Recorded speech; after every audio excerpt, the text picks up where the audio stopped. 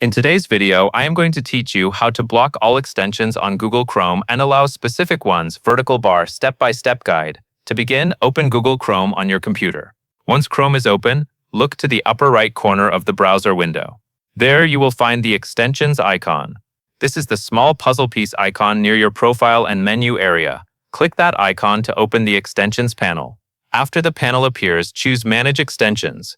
This will take you to the page where Chrome lists all of the extensions currently installed in your browser. On the Manage Extensions page, you will see each extension displayed in its own box. For each one, Chrome provides a simple toggle switch. If you want to block an extension from running, click the toggle to turn it off. When the switch is turned off, that extension will no longer be active in Chrome. To allow a specific extension, find the one you want to keep available and click its toggle so that it is turned on. This lets you control exactly which extensions are allowed to run.